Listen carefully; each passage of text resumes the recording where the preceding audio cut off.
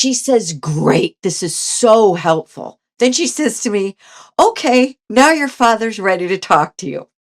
I sit down to write her this email, and I'm writing this email, and suddenly it occurs to me, what am I thinking? I don't have to wait years to be a high school history teacher. I should pursue being a public speaking coach. This is my dream. This is the thing I want to do. These are the gifts I've been given. This was my dream. And where the teaching has been doors closed, doors closed, doors closed, from the time I started my business, it was doors opening, doors opening, doors opening. If you have ever looked around at your life and thought, this can't be it, you are in the right place. This is Flying Upstream, the podcast for people who refuse to live on autopilot. I'm your host, Kristyn Medeiros. Each week, I sit down with people who questioned the rules, challenged the expectations, and chose a different path. Not because it was easy, but because it was honest. We talk about the moments that broke them open, the decisions that scared them, and the lives they built when they stopped doing what they were told and started listening to themselves. If you are done following the crowd and ready to trust your own way forward, stay with me. Let's fly upstream. Welcome back, free spirits. I'm Kristyn Medeiros, and today we're talking about courage, reinvention, and what can happen when life pushes you into a completely new direction. My guest today is Debbie Fay, the founder of Bespeak Presentation Solutions. Debbie is a presentations coach, consultant, and trainer who has spent nearly 20 years helping people communicate their ideas with confidence, clarity, and impact. She has coached everyone from CEOs and authors to leaders at organizations like UNICEF, along with people who simply want to overcome their fear of public speaking. But Debbie's journey into this work didn't start with a carefully mapped out business plan. It began during a difficult chapter of her life when her husband left and she suddenly found herself raising young children and trying to figure out how to rebuild. What followed was a leap of faith that turned into a 20-year career helping people find their voice. Debbie, welcome to Flying Upstream. Thank you, Kristen. I'm thrilled to be here with you.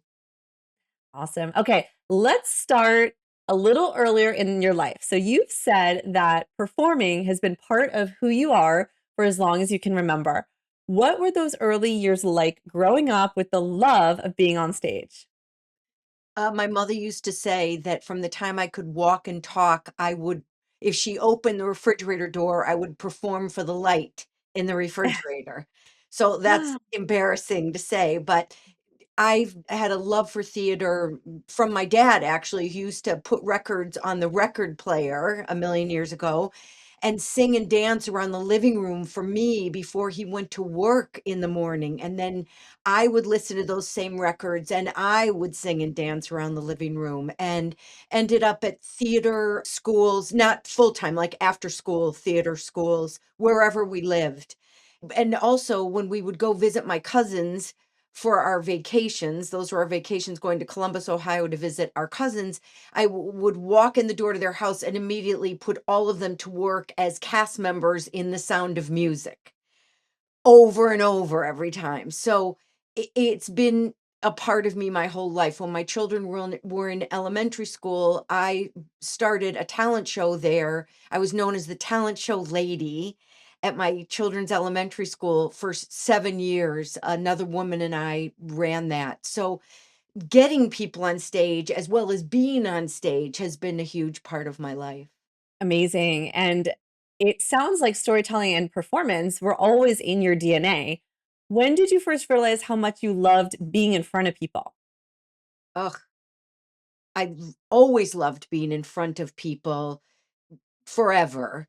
What I realized probably from the time I got my cousins on stage was that equal to that, I really love getting other people on stage. I loved getting children on stage. I loved when my first husband, I used to help him with his conferences, and I begged him for years until he finally acquiesced to let me rehearse his team members before the conference when they were going to be going on stage.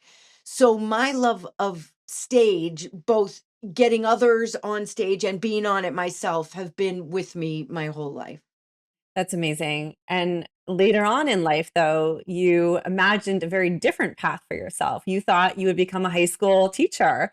What led you toward that direction? When my children were young, 7, 8, and I think 12 or 11, my first husband left essentially, and suddenly and it was unexpected, and so I was suddenly left with the prospect of being a breadwinner, which honestly we had a very traditional household, and he is in international business, so he was never home even when we were married. I was the full-time caregiver to our children and the house and all that, and then suddenly I was faced with having to be a breadwinner, and so my first inclination was to be junior high or high school teacher because that's what I had gone to college for, although before I had my children, I had only been in corporate education, so I had never been in a school system, but that seemed like the smart, safe thing for me to do, being a mom of 3 small kids, 2 of whom I still had to get on and off the bus for school, right? 5 days a week. So I thought, "Okay, this makes sense, all of the same vacations as my kids." I live in Connecticut, but I went to college in Michigan, so I had to get certified to teach in the state of Connecticut, which I did, which was no mean feat. Connecticut is the 2nd hardest state in the country in which to get certified. First is Hawaii, I learned doing this. So I got certified to teach history. I then did a long-term sub thing at a middle school in town, and then started looking for teaching jobs, and there were 0. There were no teaching jobs in my town where I lived, nor were there any teaching jobs in the 2 towns adjacent to me, and I couldn't go further than that because I had to get little people on and off the bus. So with that door seemingly closed, not permanently, but for the foreseeable future, I had to think about what my other career path would be. And for about a decade, I had this dream of being a public speaking coach. I had been coaching my first husband, my then husband's team members, and being the talent show lady. And it was this wild dream that I had. But like, how could I ever do it? It made no sense. I had never been in business since I had had my kids, which was 11 years, right? I didn't know anyone in business, so that seemed fantastical to start that. Well, I so appreciate that this has sort of come full circle based on your childhood passion. You always wanted to become the public speaker or work in that world. You didn't know anyone in the business. You didn't really have a roadmap. So, what made you decide to take the leap anyway? So, amazingly, this was in June of 2006. My father had died accidentally, and my sister and brother and I could sense that his spirit was very unsettled. We and some of us believe this more than others. So my sister had a very good friend since junior high school who she knew connected people to people that have passed on. And so the three, my sister and brother and I agreed, I'm the oldest, by the way, that I would be the person to connect with this woman to see if we could connect with my father simply with the mission of saying to him, "We love you. We want you to be at peace." This was our goal. Let's just do this. And so I got on this phone call with this friend of my sister's, and I think I'd emailed her and said, "Would you be willing to do this?" She said, "Yes." She said, "I'm warning you, these people do not always show up for us when we want to speak to them, but I'm happy to try for you." So we get on this phone call and I start telling her, I mean, you can tell by the way I'm on this. I just start talking right away and I start telling her, "Can you please tell our dad that, we love him and we want," and she says to me, "Well, he's here." And he's telling me that he does not want to talk to you about anything until this is this friend of my sister's, I'm going to keep her name to myself just for her own privacy. until I tell you about this presentation that I have coming up." And I said, and my father was adamant, was not talking, listening until this woman talked to me about this presentation. I said, "Okay, tell me about this presentation you have coming up." I mean, keep in mind, at this point, this idea of being a presentations coach is like way up here in my mind, right? I'm still, fingers crossing that maybe there's a way I can be a teacher. So she starts telling me this story that she is about to give this big presentation about being a spirit guide to 500 people at her temple where she belongs. Huge congregation. She's really nervous about it. She's not sure that she's got the presentation structured right. She doesn't know if she's going to be telling him what she wants to tell him. So I start telling her what I think she should be doing, what the first steps are, the second steps. And then I say to her, "You know what? I realize I'm telling you, giving you a lot of information right now. After this call, how about if I send you an email? I'll write all this stuff down for you so you have it in writing." She says, "Great. This is so helpful." Then she says to me, "Okay, now your father's ready to talk to you." I sit down to write her this email, and I'm writing this email, and suddenly it occurs to me, what am I thinking? I don't have to wait years to be a high school history teacher. I should pursue being a public speaking coach. This is my dream. This is the thing I want to do. These are the gifts I've been given. This was my dream. And where the teaching has been doors closed, doors closed, doors closed, from the time I started my business, it was doors opening, doors opening, doors opening. Wow. I mean, so meant to be. That's an incredible story. And this August marks 20 years since you started your business. Congratulations. So Thank you. exciting. When you look back at those early days of networking, hustling, putting yourself out there, what surprises you the most about that journey? That I did it I followed my own instincts and I did it my way, and had I not done it my way, I'm not sure it would have gotten off the ground. For example, my brother-in-law, my first husband's brother, who we refer to each other, we're still very close. We're forever brother and sister, as I am with all his siblings. He wanted me to have a business plan. If I had had to have a business plan for this business, I think I would still be trying to write it, because that kind of thing is just I had no idea, no idea. I had never planned on having my own business. Because I was going to have a business which would be run out of my house, so there would be no cost. I didn't need to have an office, certainly not right away, because I would be going to my clients. I did not need a legit office in order to start my business, and I didn't have a product that I was selling. I was selling myself. So I didn't need to really sit down and figure out a lot of costs. And because of the divorce, I knew that I had a 5-year runway before the business had to fully support me. So I knew I had 5 years to build it to a place where it would be fully self supporting. And I went on that logic. And then to your point, Kristen, networking, I built the business joining networking groups or going to networking events.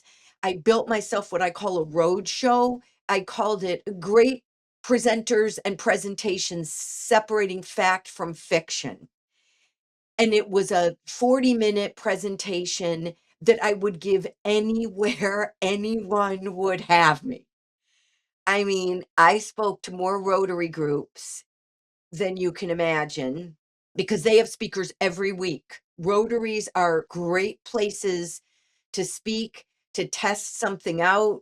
They're tough audiences because they meet every week and they have speakers every week. And that's what I did. And I just kept at it and it worked. That's amazing. You know, many people say public speaking is one of their greatest fears, and you've worked with so many people helping them move past that. When someone comes to you terrified of speaking in front of others, where do you usually begin with them? That is such a great question. You know, it's still one of the 3 to 5 biggest fears people have, and I think a part of it is because of the cognitive science behind it. There is research that says as humans, our amygdala gets activated, the thing that's at the base of our brain and our brain stem, which we've had since we crawled out of the caves, which is a really, really important part of our brain that lets us know if we're in danger. The good news about our amygdala is it figures things out really quickly. Within 30 seconds of you standing in front of a group of people with eyes on you, your amygdala figures out that you are not in danger. So there is that science that I share with people. But the truth is, there are myriads of reasons why people are nervous speakers. Often they had a bad experience when they were young, or a lot of people will tell me that they had a boss that was really tough on them. If the boss thought that this person gave a bad presentation. Frankly, it can be I've had lots of clients who are so hard on themselves. I have played armchair psychologist and said to them, "You know, I've been at this for a long time. My guess is one of your parents was pretty hard on you." And that's what it was. So there are reasons why people have this fear. Um, but from a scientific standpoint, I will let my clients know that if they focus on their message and getting the message across and ignore their heart rate, their flush neck, their shaking hands, all of that, just ignore the inner chatter, quiet it. Their heart rate will decelerate on its own within the first few minutes they're speaking, because that's what their body wants to do. The only reason heart rates stay elevated is because we are talking to ourselves in our own heads. Instead of focusing on our message, we're in our heads saying to ourselves, "Oh, I hate this. I hate this. I can't believe I got talked into doing this again. Oh, I just said that. That was stupid. I didn't mean to say it that way. I meant it to say it this way. They can see I'm shaking. They can see I'm nervous. This is terrible. This is awful." Just all that. By the way, none of it is true. Research also shows that audiences don't see your nervous mannerisms because audiences are not there for you. They're there for themselves, right? They're there to learn or to be persuaded or to be influenced in some way, to be motivated, to be inspired, whatever it is. They're not there to judge your presentation skills. So they don't see it. If you focus on your message, you'd be amazed. There's a bunch of things in addition to this, but that's a biggie. That's a biggie. Stop the chatter, focus on the message. I can certainly appreciate that because it's very much in line also with the concept of giving back. And when you're giving a presentation or a speech, you are there for a purpose of, as you said, to educate your audience, to persuade them, to make them laugh, whatever it may be. That is you essentially giving the audience something. And the more you focus on that, the more your body is going to fall in line and kind of cooperate. So that makes total sense. I love that you're saying that because one of my bespeak isms is turn your focus 180 degrees.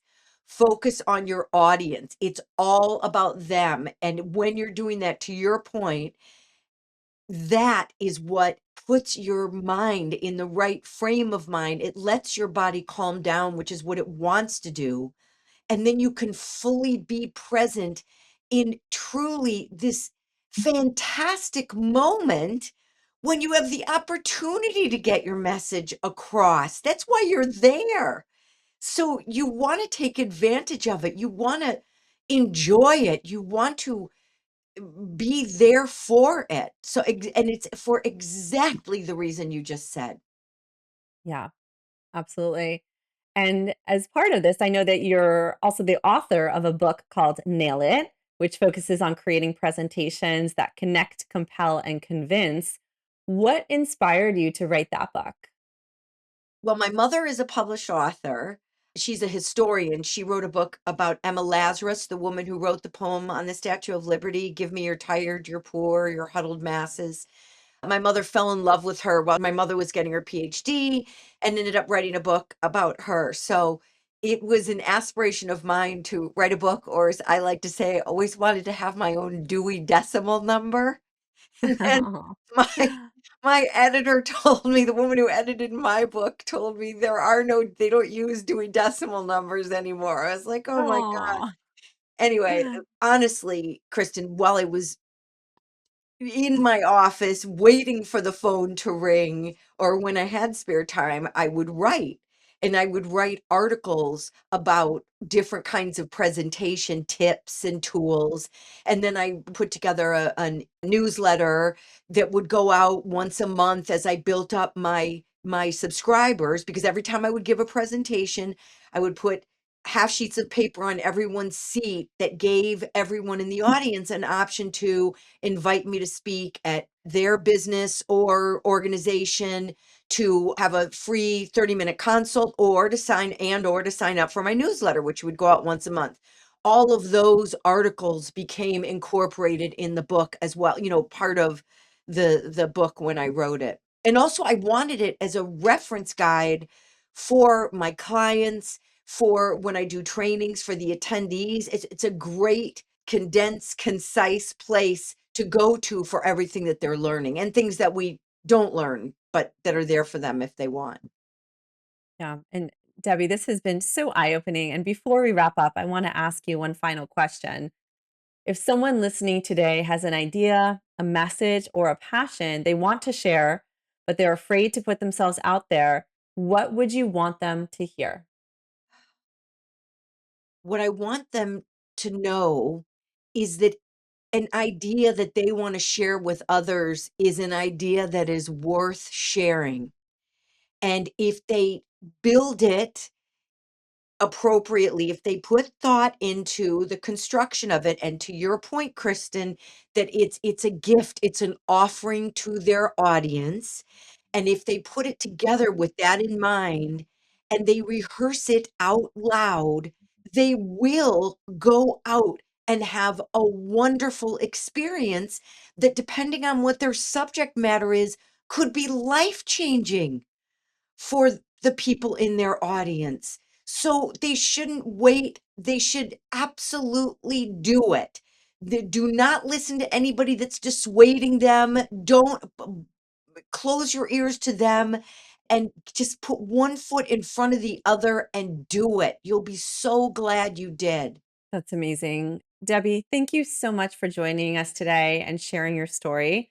It's so inspiring to hear how you turned a difficult chapter in your life into a career helping other people to find their voice and to be heard. Thank you. I really appreciate you being here, Debbie. Thank you so much for having me, Kristen.